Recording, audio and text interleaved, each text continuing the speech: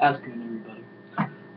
So tonight's episode of Monday Night Raw was in Detroit. Of course, Raw Jericho, baby, because Chris Jericho was the guest GM tonight, and I think he did a pretty good job tonight overall. Also, anyhow, he comes out there, of course, and he cuts a promo about Fandango, basically telling Fandango to give him back his Extreme Moment of the Year Slammy Award. And then, of course, finally on tonight, Fandango basically said, no, I guess take it from him. But, anyways, out comes Paul Heyman, and according to Chris Jericho, Paul Heyman owes him $300. Not $300, excuse me, $200, $200. I'm thinking, damn, it's been 20 years, and I'm sure you guys have had quite a few, I don't know, bump-ins with each other, and you still owe the guy $200. Okay. So, anyways, out comes Seth Rollins, basically saying that how he was robbed last night, and that he won the match several times against one John Cena. And he makes a good point, but anyways, I don't want to sound like devil's advocate here, but the same could say about John Cena, because John Cena beat Seth Rollins several times, and then referee was knocked down, but yeah. So he decides to make a couple matches actually. One, he puts himself in a match against, of course, Chris Jericho puts up a match against Paul Heyman, and tonight will be a steel cage match between Seth Rollins and John Cena. So we have a tag team match. Eric Rowan and Dolph Ziggler versus Luke Harper and the Big Show. Shut up, dog. And I hate that dog. Tag team match overall, decent match. Wasn't too bad. Big Show gets the win. Big Show and Luke Harper get the win after Big Show hits the knockout punch on Eric Rowan, and I'm thinking, wow, they're really building up Big Show, and Eric Rowan, so much for that push, guy. Sorry, dude. So, yeah, basically had that. And then you had, oh boy. Oh, you had your Divas Tag Team match between the Bella Twins versus Alicia Fox and Natalya. I guess they're having Nikki face Natalya for the Divas Championship, defending it at the Royal Rumble, and having Tyson get involved because Tyson was involved at the match despite Natty winning. He was checking if Nikki was okay. So, I mean, as long as the 12-year-old Miss Brooks is not there and she wasn't there tonight, thank God, I'm fine with this. Alright, it's not the end of the world. Something a little bit refreshing. So, out comes Chris Jericho with his highlight reel, baby. And he introduces Lana and Rusev. And Lana basically says, hell, last night, that the stupid American lost again to Rusev for the United States Championship. And Chris Jericho, despite being PG, mentioned how, according to him, Rusev wants to show his Sputnik to one Lana.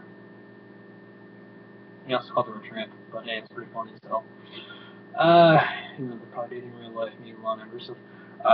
So Rusev said he wants to crush Chris Jericho, and Chris Jericho's like, yeah, everybody wants to beat me up, it seems like, but you know what, I got somebody who wants to beat you up. And out comes the big guy, right back. And if they try and do this whole Ryback versus Rusev thing, I'm fine with that. I think it would be very interesting. We haven't really seen Ryback and Rusev in a match, I believe, against, especially, technically they had that thing Survivor Series, but I don't think they really, brawled during that match against each other, so, I'm fine with that. They want to do Ryback versus Rusev? Okay, it can't be as Ryback versus Kane, so yeah, let's do this.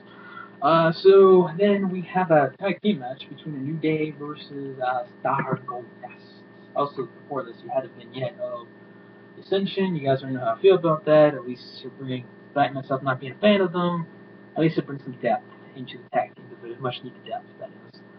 So anyways, tag team match. For some reason, just me, is the New Day just not getting over. It just seems like they're just getting booed. I mean, I don't necessarily care for them, and that's just me. Apparently other people agree with me because they just don't care about them either. So, quick piece on commentary, JBL basically said that they might be up to something in a New Day because they're way too happy. Might be on point on that. Anywho, a New Day wins after they hit the midnight hour, meeting Xavier Woods and Big E on one cold dust. So then, moving on, we had Kane versus Adam Rose. Apparently, by the way, guys, Jimmy Jacobs made his WWE debut as a Rosebud with his, I guess, apparent girlfriend, Scarlett Boudoir, from ROH. But he's son of a bitch. Apparently, I believe Taylor Hendricks was also, they also have her as a Rosebud. So I'm like, wow, they're actually getting some well-known names to be a Rosebud. It's not just Rosita these days.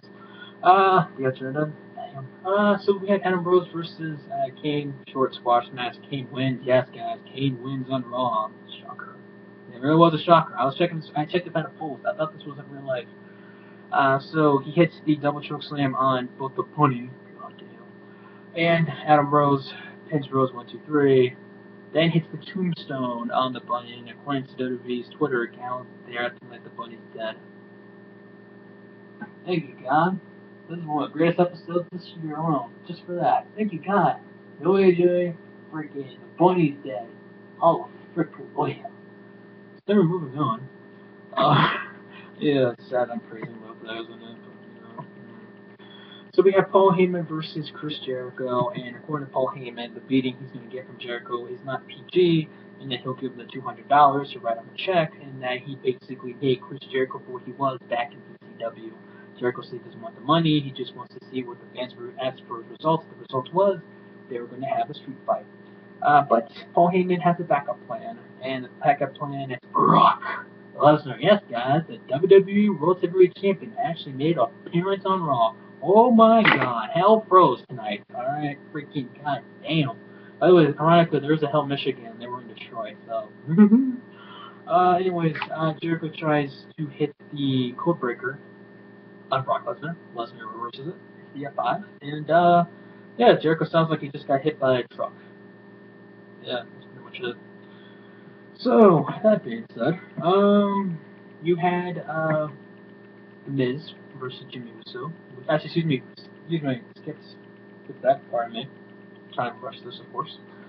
Fandango comes to the ring with the less talented him, surprisingly enough, Rosa Mendes, and out comes Roman Reigns. And for once in my life, I think since like WrestleMania, I was actually somewhat happy to see one Roman Reigns. Like Reigns, starts beating up a Fandango, and I'm like, okay, beats Fandango good, but at the same time, yes, I'm totally sold you're going to be world champion in a few months for beating up Fandango. So out comes the Big Show. I'm like, oh yeah. So look at these two son of bitches. They're gonna have be the final two guys most likely at the Rumble and probably have a match at the February pay-per-view, right? Which is I think either Elimination Chamber or Fastlane or Fast Track, whatever the hell it's called. So yeah, Roman Reigns hits the Superman punch on Big Show on the apron, and Big Show barely sells it. So yeah. But Reigns gonna be on a motherfucking coffee make a break on the bitches tomorrow night on SmackDown live SmackDown.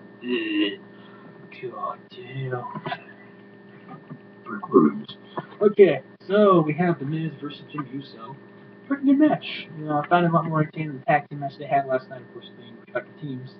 Usos kind of went a little heelish here by using the Slammy Award that they won last week. I know it's revenge. I know Miz and Miz Gal they used it last night to obtain titles, but still kind of. Anyhow, Jimmy hits the super kick on the Miz, and then hits a splash 1, 2, 3. Jimmy Uso wins, and then released to a backstage segment with them bumping into me and Miz Gal and Miz bump into one Naomi, aka Jimmy Uso / John's wife, and saying that he's basically inviting her to this TV, which will be on Main Event Live tomorrow night, and that, quote unquote, don't tell your husband. You're on national motherfucking TV, and you're worried about freaking him finding out when you're on national television. Logic, guys. Just out the window. Okay, so then we have, apparently, we had the same freaking interview Renee Young basically did last night with Seth Rollins and JJ Security. And also, apparently, guys, next week, since next week is Christmas time, Christmas week, as you'd say, Monday Night Raw, of course, doing their usual Christmas thing. So what are we going to have next week, brother? What you gonna do, dude, when Hogan's coming after you, brother? Poor McFoley's staying at home. Like, I've been doing this for a year. Freaking Hulk Hogan, Mr. Adamant jobs to anybody, even for being Santa Claus' brother. So, steel cage match, Seth Rollins and John Cena. Overall, not a bad steel cage match. Pretty decent. It is what it was. Again, you know, I get it, they're trying to make Seth Rollins like an opportunist, kind of like a 2004, 2005 Edge. I understand. It seems like they're trying to go in that direction, which I'm okay with, but it seems like, my God, they try to protect the son of a bitch too much. I'm a Seth Rollins fan. Like, it's just, he's about to freaking, get his ass kicked. Oh, God, Joey Mercury and Jimmy Noble. And other people saying, oh, but there's a security blanket. That's for a reason. No crap. Of that being said, it's like how demeaning he make this guy. So, which, by the way, I almost forgot, Dean Ambrose, Bray Wyatt, Super SmackDown tomorrow night, which I might be reviewing just because it's live. So, anyways. Again, we've seen that match a billion times already, Bray Wyatt and Dean Ambrose, but back to this match, the main event. Outcomes predictable, Rock Lesnar. And, yeah, beats the living holy hell out of John Cena. And Seth Rollins comes in there, hits the curb stomp, and basically wins the match. So, yeah, Seth Rollins gets a victory from last night, but of course, God forbid, someone beats John Cena cleanly. God forbid. Loses in the long lost X-Men cleanly. God forbid. Anywho, so obviously this episode of Monday Raw wasn't too bad, wasn't too shabby. That was alright. Anyways, guys, that's it for me. Hope you guys enjoyed this review. Might be doing a Super SmackDown live review tomorrow night, depending how good it is. If it's decent to good, I'll review it. If not, I might get past it. But anyways, if you guys enjoyed it,